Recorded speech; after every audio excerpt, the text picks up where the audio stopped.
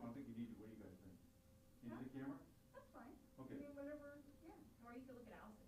Whatever you feel. Seriously. Okay, when I get questions, I'll look at whoever asks. How's that? Say and spell your name and start. All right. This is Captain Justin Murphy with the Escondido Police Department. JUSTINMURPHY. Good afternoon. The purpose of this press conference is to share the details of an incident that occurred earlier this morning involving one of our police officers being shot. At approximately 2:47 this morning, Escondido Police Dispatch received a 911 call from the 1300 block of Morning View Drive regarding a domestic disturbance. The female caller stated that she and the father of her two children, Anastasio Rosas Jr., a 29-year-old Escondido resident, had been in an altercation. She said Rosas left the apartment with a black assault-type rifle and was possibly driving her blue vehicle. While two officers responded to speak with the female reporting party at the apartment, two additional officers began to search the area for Rosas. At the dead end of Lincoln Avenue and Morning View Drive in Escondido, which is approximately 1/4 mile from the original call of the apartment, officers located the possible vehicle with a person seated in the driver's seat. As the officers were getting into position for a traffic stop, the subject, later identified as Rosas, quickly exited the driver's side door and fired at least one round at one of the police cars. The bullet went through the driver's side door of the police car and struck the officer while he was still seated. The suspect then ran south towards Highway 78. Officers immediately took cover, broadcast an 1199 officer needs help, and then the wounded officer was evacuated by officers to the police department parking lot, where they met with an ambulance to take him to Palomar Hospital for treatment. Multiple agencies throughout San Diego County sent officers to the area to assist with this incident, and for that we are very appreciative. 3 SWAT teams were called in to search the area, and many officers assisted with containment, traffic control, and other assigned duties. At approximately 7:45 this morning, a maintenance worker for an apartment complex in the 700 block of West Lincoln Avenue confronted a male subject hiding in one of the vacant apartments. The worker immediately notified a nearby deputy that the male was inside the apartment. As the deputies approached, they heard a gunshot come from inside the apartment and established a perimeter. A robot was sent into the apartment where they discovered a deceased male who appeared to have died from a self-inflicted gunshot wound. The male was later identified as Rosas. The officer who was shot is a 12-year veteran of the Escondido Police Department and is a sergeant assigned to the patrol division. The gunshot was to the left buttocks, which was non-life-threatening. The sergeant was treated at Palomar Hospital and later released. No officers fired their weapons during this incident. This incident is ongoing and under investigation by the Crimes of Violence Unit. If anyone has any information to share regarding Mr. Rosas or this incident, they're encouraged to contact lead investigator, Detective Chris Zack, at 760-839-4404. And with that, I can take any questions. Can you tell us anything more about the initial, the domestic violence call? I mean, was this woman, the baby mama, was she injured in any way? You know, are the children okay? Can you give us a little bit of that? I know it's sensitive, but can you? Yeah, the initial call was regarding an argument between Rosas and this lady who is the mother of 2 of his children. They have an on-again, off-again relationship, and there's an argument about her coming to the apartment later than he anticipated her being there, and that started the argument. There was some minor pushing in the apartment prior to him leaving, pushed her out of the way to get out of the apartment as he was carrying the rifle out the door. And there were a couple of children in the home. They were not injured. They were not part of this in any way, shape, or form. And is it his apartment, her apartment, or their apartment? The best we can tell is it's their apartment. Are police officers familiar with Rosas? No, we are not familiar. He does not have an extensive criminal record, 1 misdemeanor conviction, and that's about it. Are they married? No, they're not married. And what's the misdemeanor about from Rosas? I'm sorry? The misdemeanor, what is about from Rosas? I don't recall what the charge was for. It was originally a felony arrest, but it was knocked down to a misdemeanor, and that's the conviction. I don't know what it is off the top of my head. And is that where the mugshot came from? That you The guys? driver's license picture that was that we driver's sent, Was there any concern at any time with the SWAT and the snipers that were on the roof? Because I talked to some of the neighbors and they were scared that, that if there was any gunfire, it will get to their houses where the SWAT was on the roof, when they were on the roof. Now, I don't know where all the SWAT officers were. I can tell you that there were 3 different agencies' teams, Carlsbad, Sheriff's Department, and Escondido. They were at various locations throughout this general area to the south and west of us looking for this person.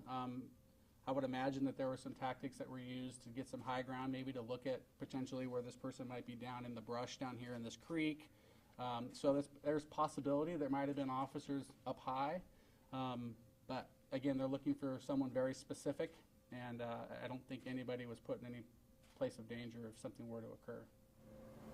You mentioned this morning that obviously this could have been much worse, and how much you appreciated that this officer is going to be okay. Can you elaborate on that?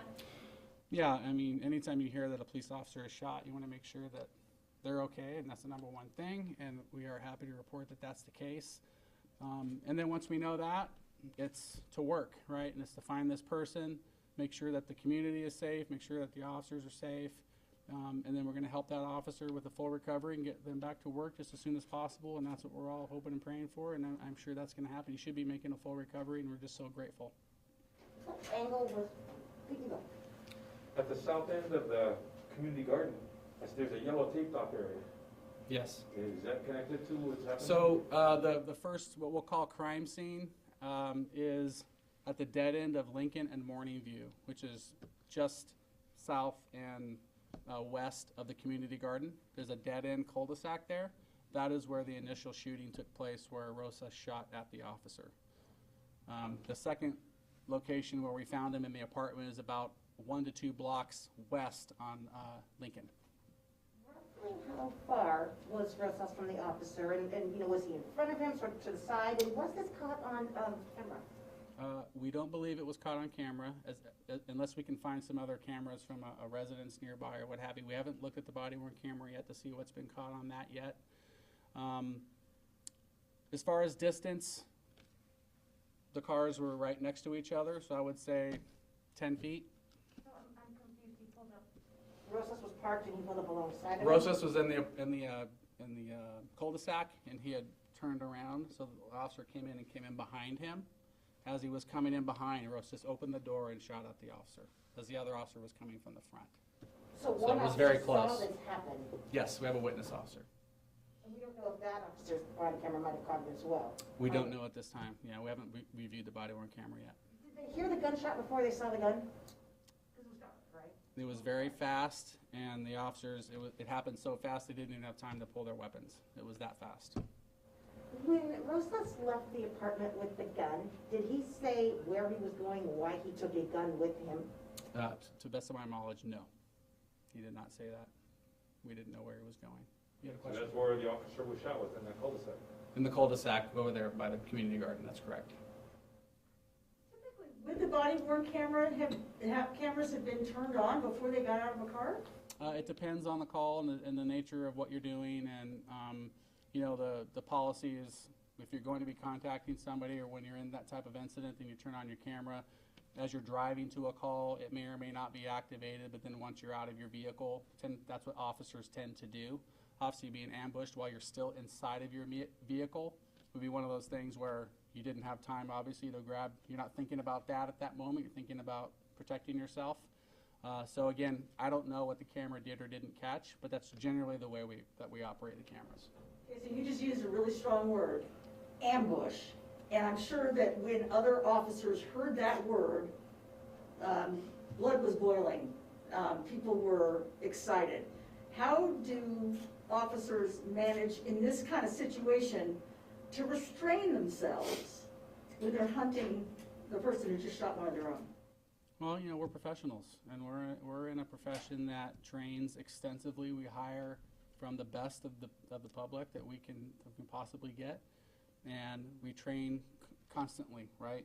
And so we go to work, and work is we do things properly, we do things legally, and if there's no threat to us, we can take people safely into custody, we can protect ourselves, and if there's going to be a threat towards us, then we'll respond accordingly.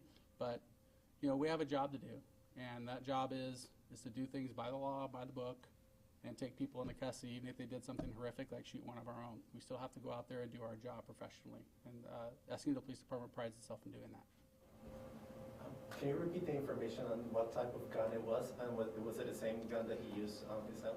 It was an AR-15 style rifle. I have not seen it personally yet. It's still at the scene that they're waiting for a warrant to clear that apartment.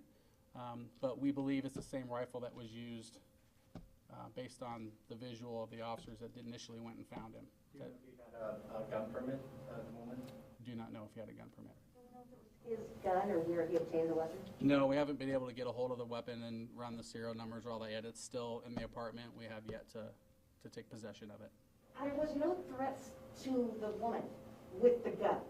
As far as we know, there was not. Was there any threat of violence to the woman? That something made her pick up the phone and call 911? I think it's just his behavior, and that he got upset, and then he grabbed the gun from inside the apartment and was trying to leave, and shoved her out of the way to get out. That's what caused her to call us. She was concerned that he was going outside with a firearm. So, but he didn't make any overt threats to her or anyone else specifically about using the gun or anything like that. At the scene of the vacant apartment complex, there appeared to be someone that was detained or handcuffed there. Do you have any idea who that could be, or possibly if it was just like a trespassing person since that complex is closed down or anything? I don't know anything about that. It may have been just someone who was in the area initially. Was that recent, or was that? It was probably about maybe an hour or two ago. I think we had a different incident that was occurring that just happened to be in the same location. Different suspect, completely unrelated to that call. How much longer do you expect the crime scenes, or the scenes that you have will be up? It depends on our forensic team. So they had a scene here with a vehicle that they had to clear, and then they had to go clear the scene where the initial shooting took place. They have to go to the scene where the initial domestic violence call occurred, go to the scene of the apartment. So our forensic services unit is going to be really busy today, along with our crimes of violence detectives, in ensuring that we do a thorough investigation and collect all the evidence that we need to make sure that this is all wrapped up and we have everything that we need to put a good case together. And just so people know, why bring the officer here first, as opposed to having the ambulance come to the initial scene? That's a great question. So when you have somebody with a rifle and you don't know where this person is at that moment, you know they went a certain direction. They got behind their cars for cover, and then they made the decision tactically to use a vehicle to just put him in there, and just there's a dirt road that comes off of that dead end and comes right by the community gardens and right into our parking lot. So they just made the decision, we're going to scoop you, put you in the car, and get you out of harm's way. We'll meet you an ambulance out here where it's safe. We'll have officers responding to this area to make sure that they're putting containment in and ensure that they don't have somebody backtrack behind them, and we safely handle it in that manner. And I think that was a great decision made by the officer who was on scene at the time to help. So he was shot, what, a quarter mile, half mile from the department here? Maybe an eighth of a mile. It's right at the end of the parking lot. Wow. Yeah. Could you talk about the importance of an investigation, even when you have a suspect who is, not facing imminent arrest because they're deceased, and why you want to continue that investigation? Sure. We want to make sure that we're transparent, number one, in everything that we investigate. And two, it's a crime that occurred against an officer or a person for that matter. Anytime that there is a crime committed in the city of Escondido, specifically a felony such as this, we're going to investigate it and do a thorough investigation. There are certainly lessons to be learned. We want to make sure that we have all the facts as we know them. Are there any other persons involved? Are there any other weapons outstanding that we don't know about that we want to go grab at another location through warrants, et cetera? So we want to make sure that we're nice and thorough with our investigation. And then, again, when we have all the information, we can tell you everything that we learned, everything that happened, and what precipitated this. So there's learning points, and there's also documentation that's required by the law for us. So that's why we do that. On days like this, do your officers think back on, what they got into this work for, and some of the dangers that they are facing? I would say for sure. I've been doing this for 27 years, and every time I hear about an officer being injured, shot, killed, whatever, it's personal because you understand what you're getting into, and so yeah, you question, but again, we're trained, we're well equipped, we have great people working here, and you think about it, but then you go on about your day and about your business. It's part of the job. It's what we sign up for. Has the sergeant who was injured, has he said, I can't wait to get back to work yet, or is he? Yeah, he wanted to come back to work tonight. We said no. So he's a great guy with a great personality, very humble, and he's just obviously he's thankful too, but he doesn't want any attention on himself. He just wants to heal and come back to work, and again, that goes to his character, I think. So if he was able to be released, was this a penetrating wound? It was from my understanding, it was a through and through on one of the butt cheeks, in and out. Didn't do any major damage, and again, extremely fortunate that he was hurt as minimally, as minorly as he was. Forgive me if this is a remedial question. I'm just getting a little confused on the timeline. She called at roughly 2:45. Correct. He was spotted at 3 a.m. He was spotted about 3:03. And that's when the shooting itself occurred. Yes. And the suspect was in a cul-de-sac, come around, was in a cul-de-sac, and there were two cars came up towards him. Two of them. One came from around to get behind him, and the other one nosed in on him. Okay. And which one was the one who shot? The one that came around. Okay. And was that side by side to him when that shooting occurred? Almost like directly behind, right? So if I'm sitting in the car and then the police officer comes around behind me like that, then I get out of the driver's side and I turn and I shoot like that. One That's shot, right? from what we understand, one shot. What time did the shooting happen at the vacant apartment? Did he take his own life? About 7:25. So for 4 hours. 7:25 or 7:45? What did you 7:25. that you heard? I'm sorry? When did you guys get the tip that hey, we think that he's here? About 7:25, I think, is that tip. It was within that same time frame that he shot himself? Yeah, 7:45. I'm sorry. Let me make sure we're accurate here. 7:45 is when the manager told the deputies, hey, there's a guy in this apartment. So for more than 4 hours, you guys have a guy with a rifle, a long gun, who has already shot at a cop, or shot a cop. And he's close to the freeway. I mean, you don't know where talk a little bit about that. Oh, when I got here in the morning, there was a sea of red and blue lights all the way down Center City Parkway, all the way down El Norte Parkway, down over on Lincoln and Morning View. We had officers everywhere. The CHP shut down the 78 freeway. We had Center City Parkway shut down. So everything that we can do to mitigate anybody being injured while we're doing a search for a person like this, we attempted to do with the resources that we had, which again, that's why we're so thankful for the other agencies from the county coming and assisting. It's just remarkable that we help each other like that. And to get amount of officers and deputies the way that we did, to get the help that we got, it was just amazing. And for that, we're just grateful. The deputy happened to be just near that apartment complex when the maintenance person came up and said, hey, he's up in 5B or whatever. Yeah, on a perimeter position where we thought this person was, on one of those exterior perimeter positions on Lincoln. So, yeah. So he was kind of where you thought he was going to be. How far was the apartment from the... It's about 2 blocks, maybe, if I was to guess. 1 to 2 blocks. And this guy's never been on your radar? Have there been any ED calls to that apartment or... Not that I'm aware of, no. And the kids were asleep?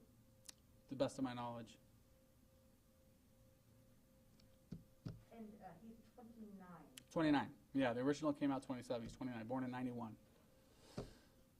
Any other questions? Do you happen to know what his occupation was? I don't. I'm sorry. All right. Well, thank you very much. I appreciate you coming up. Thank you.